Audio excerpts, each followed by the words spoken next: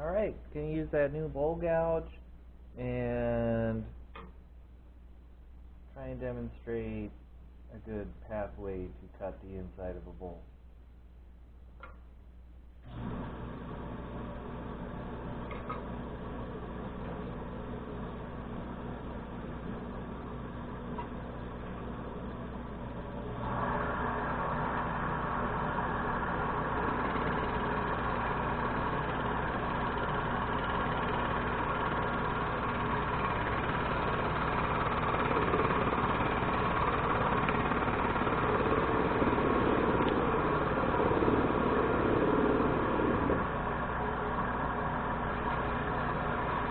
Oh.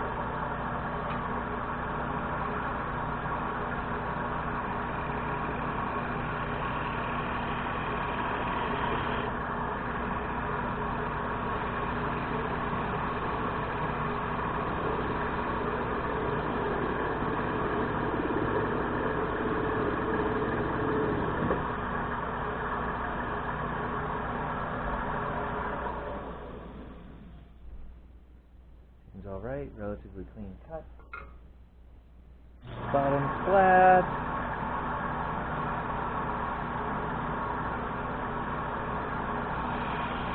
Mark the size of our mortise. And come in with the spindle gouge.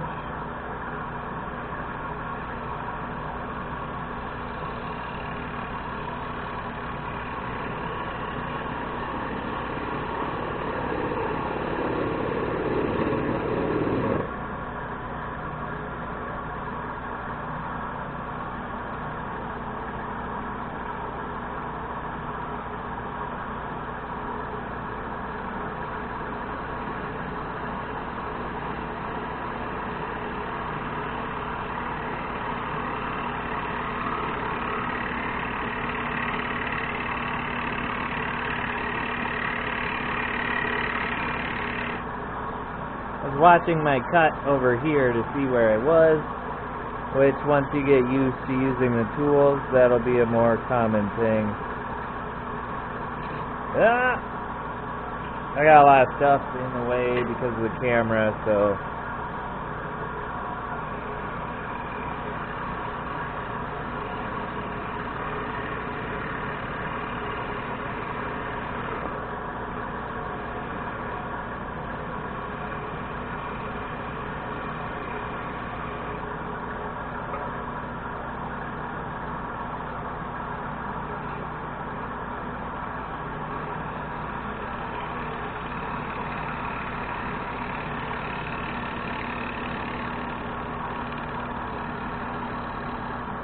that'll be my mortise.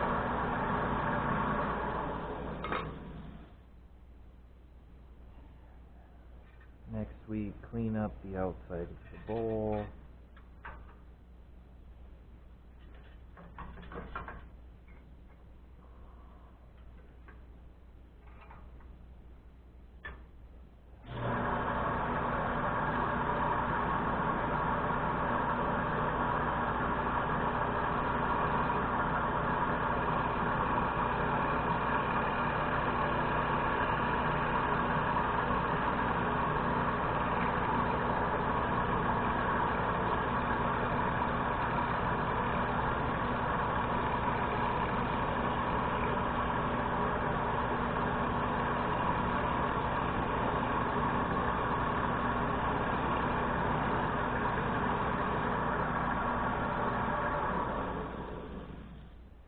It's actually a pretty clean surface for the speed the lathe was running.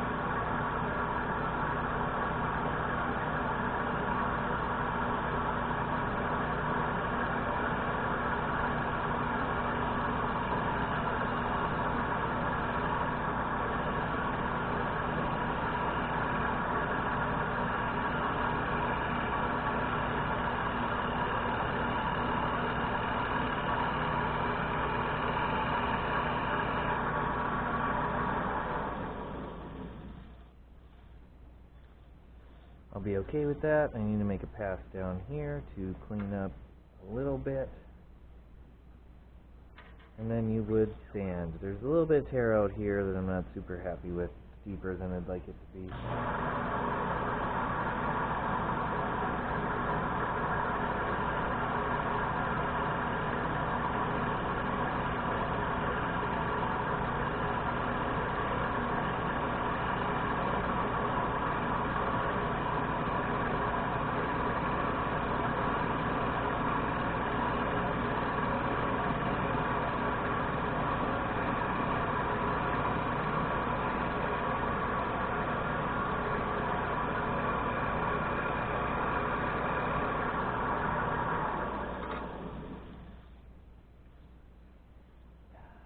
Didn't change a whole lot.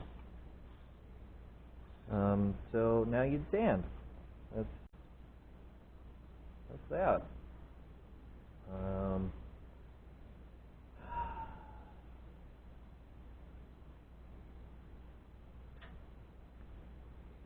Let's do like your little maple bowl. So I'm gonna pick up. I'll go back to the bowl gouge because I'm unfamiliar with the edge.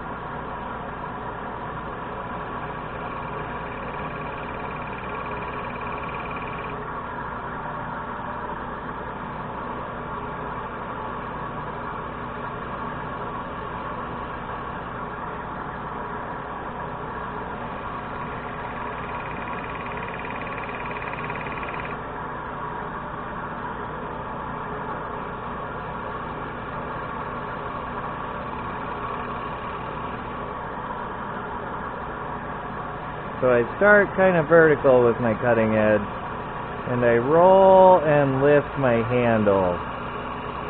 So I roll the cutting edge, and I lift the handle into the wood as I roll that cutting edge to make these beads with a gouge.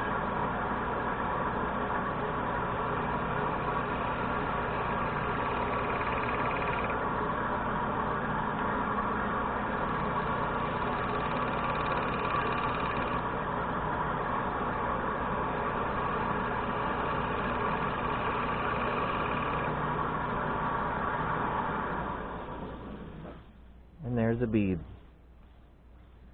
Probably less tear out in that bead than the rest of the bowl. Heel pressure is a big factor in side grain. You're going to want more heel pressure and a little lower speed. That's kind of what I'm noticing. I'm a little new to side grain orientation, so I'm learning a little as well. Let's round out this edge. We might get a chip because there's a little crack up here. There's that one. Give it another little bead down here. And we'll give it another little bead right here.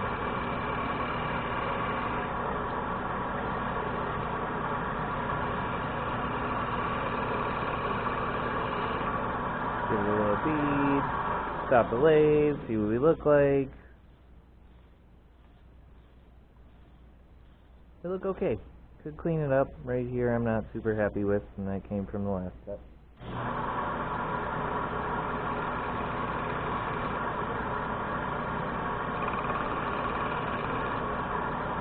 To clean that up, and I see a line here. Generally, you're not going to be sanding the insides of these beads, so you want them as nice off the tool as you can. And you can sand them, but they're tough to get into. It takes time. You often deform your beads, and the skew will help you a lot with that when we get there.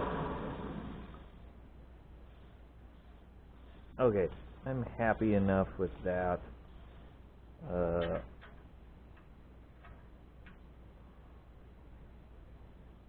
think I'm going to bead the rest of it.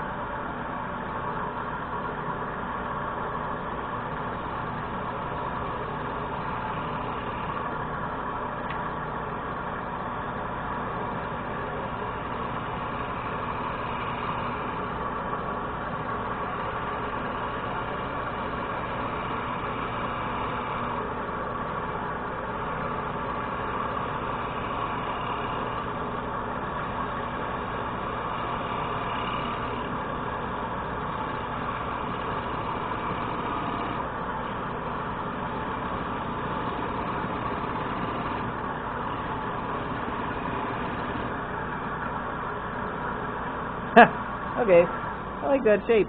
That's fun. Spindle gouge would have done that a little better, more smoothly. Let's see, we got some tear out down here. As we come around down to the bottom, it gets worse. We still got holding power. I would choose to clean these up with a scraper.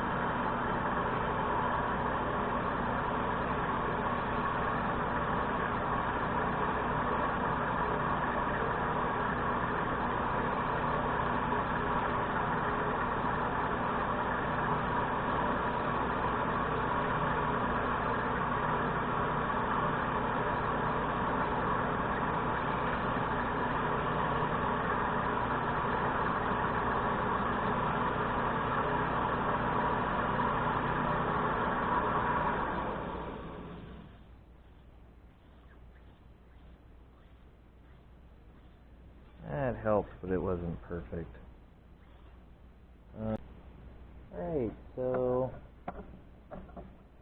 this is maybe 10 minutes later to get the 250 grit sanding that I did done. I should have spent a little more time on it. It would have been worth starting with 180. And I put wax on and buffed it. Now we're going to start hogging out the inside. I'm just really excited to use this gouge, and this is something that should help you. So, our cutting edge is right at center, roughly.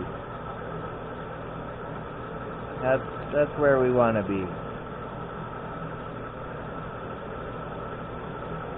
Or as best we can.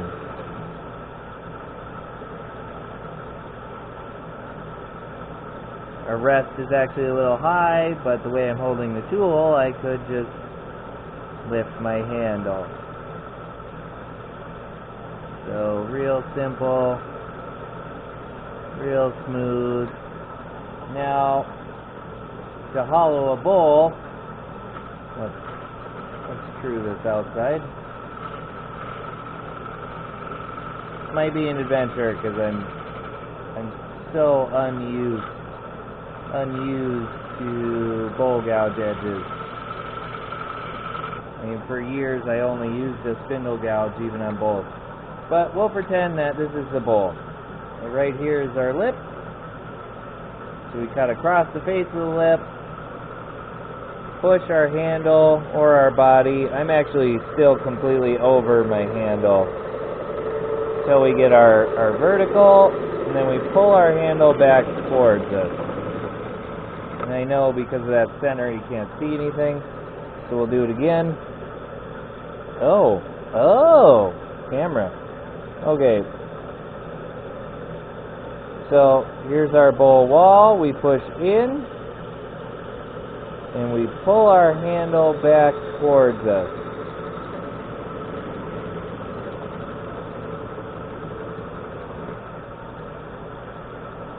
I cut too far on that. Let's have a look.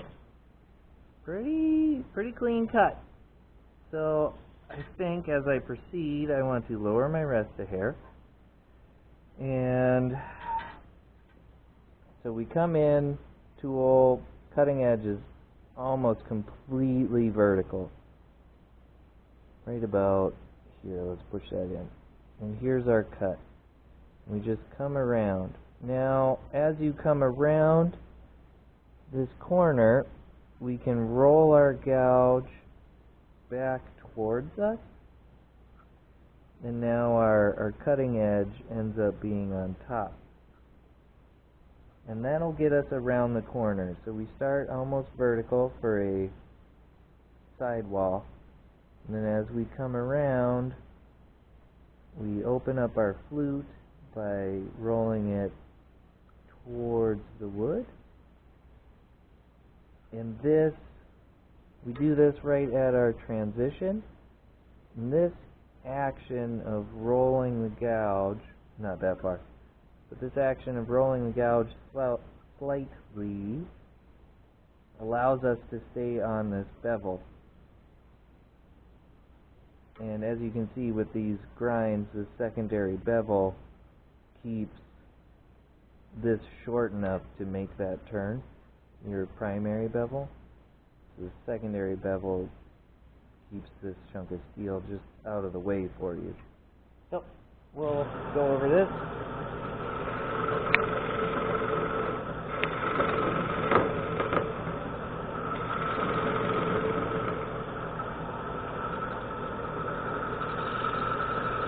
Start pretty vertical.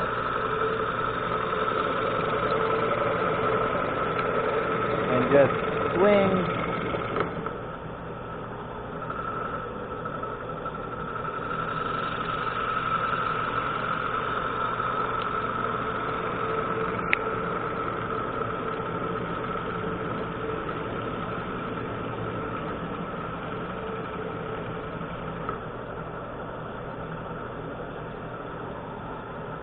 Let's check that surface. That is fantastic. That is a fantastic surface there. I don't have, even on the chunks of end grain, I don't have any tear out on here.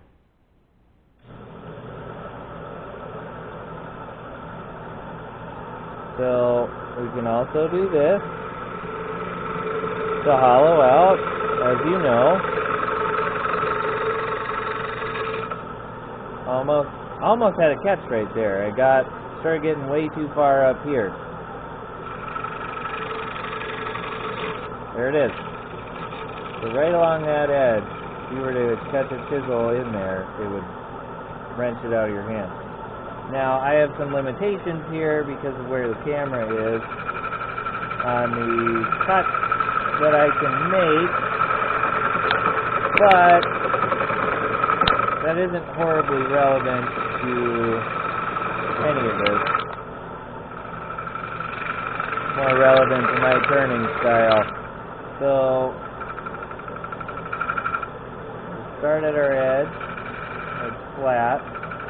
Lift our handle to get into where we want to be cutting. Lean toward the lathe to round that corner, and then lean back out to finish our flat cut.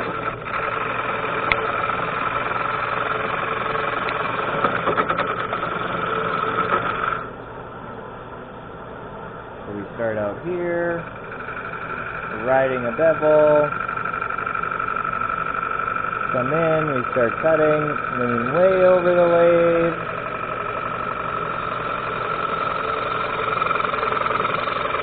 and then pull back.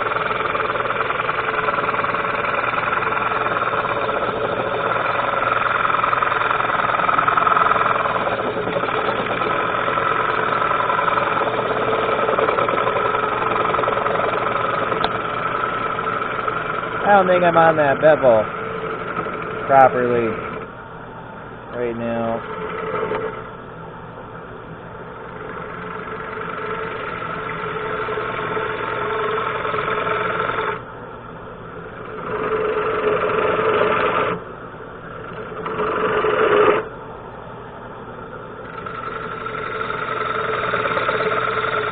I also don't want to get too aggressive with this one because I don't know how well it's holding.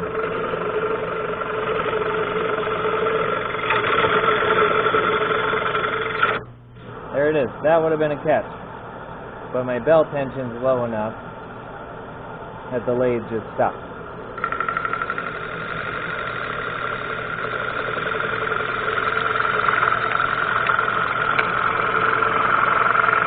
Well, let's see the difference in finish between our pull cut, our shear cut from center, and our push cut riding the bevel. It's drastic. Probably can't see in great detail, of course, but that's pretty obvious.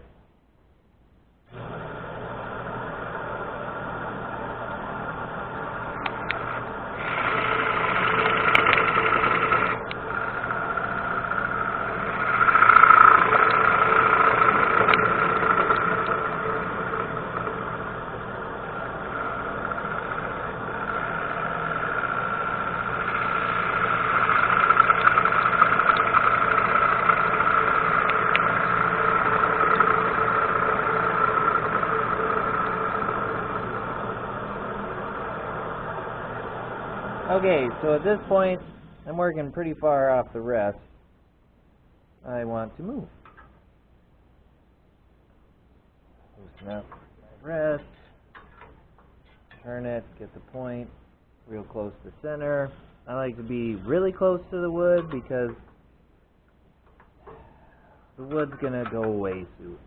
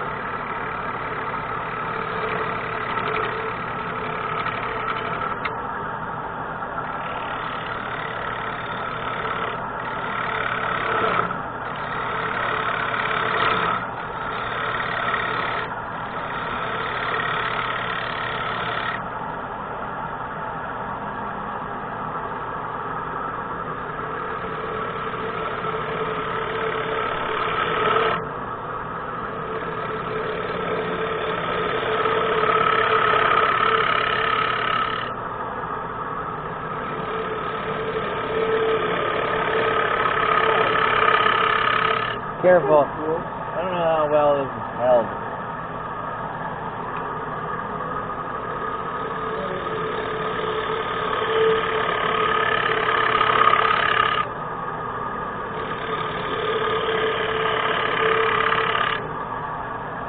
Alright, so this point, stop and check.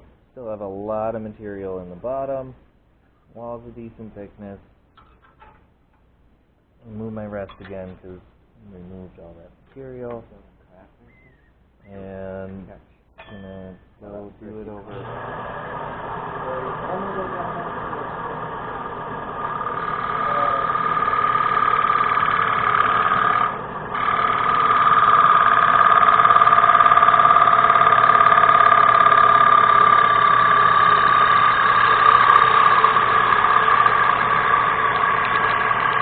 There's that roll I was talking about earlier, and then when you get into the bottom, depending on what the wood wants, you straighten back out.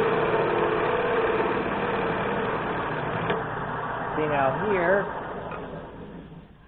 here I got those lumps you were having struggle with, or that you had showed me on the maple blank. And check our depth. Make a couple more passes this way.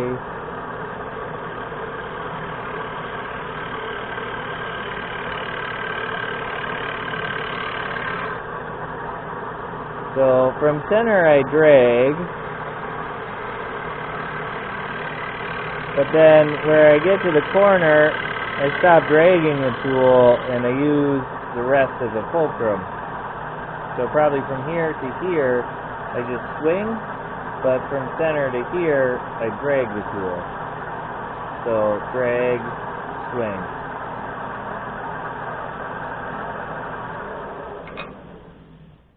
And I'm just going to clean that up with a scraper, or I would like to do a couple more passes with that bowl gouge, but you're in the way, so I'll see if I can change that real quick.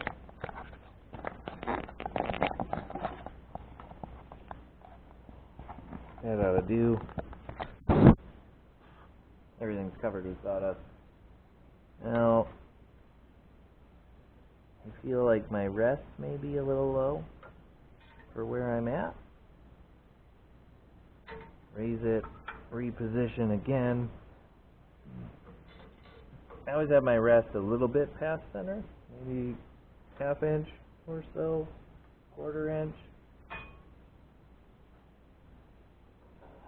Just that way there's no danger of falling off.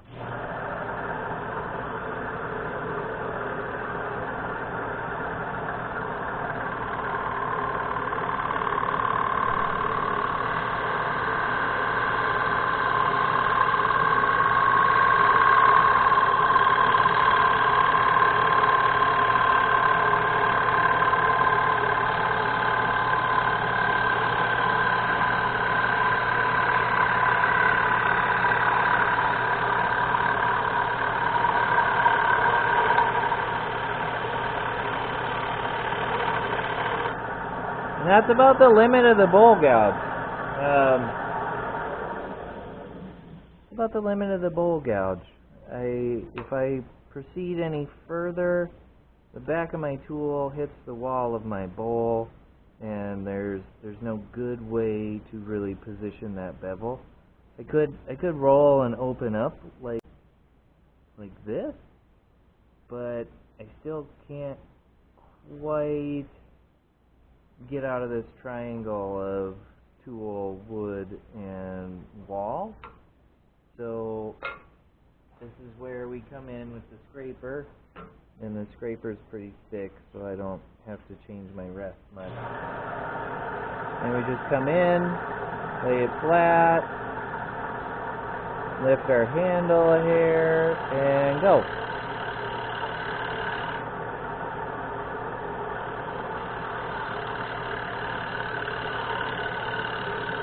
And use that fulcrum again. We don't want to dig into the wall, otherwise it'll take our tool. So we've got this little nub. Instead of working from center, we work from the outside to center, and that will eliminate the little nub. That's it. Ta-da! Bowl. So we got a little bit of tear out here, a little bit of tear out here. That probably came from the scraper. Now I'll do a shear scrape.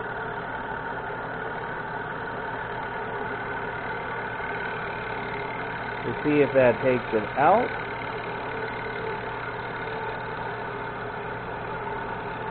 That's a nice burr on there. And I'll come around to here, just make everything uniform. See what I did.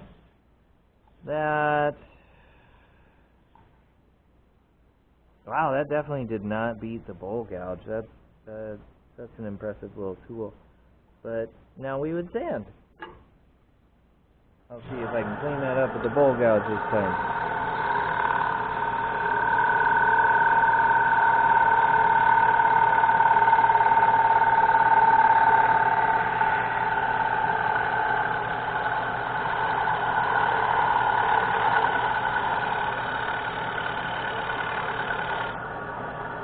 Okay, so back to square one.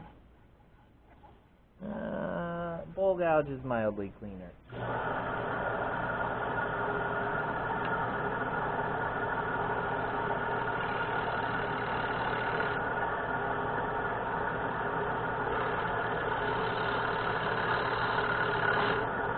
And real light cuts with the scraper. You don't want to get aggressive with it. There's no reason to.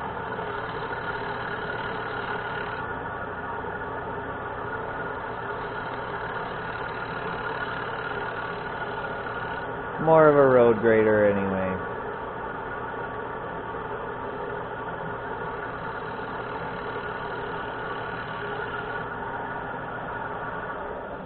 There we have it. A little bit of a lump here. Just a tiny one, but I'm not going to worry about it. And it looks like that scraper needs a fresh burr. So here we would sand and put wax on. Be done.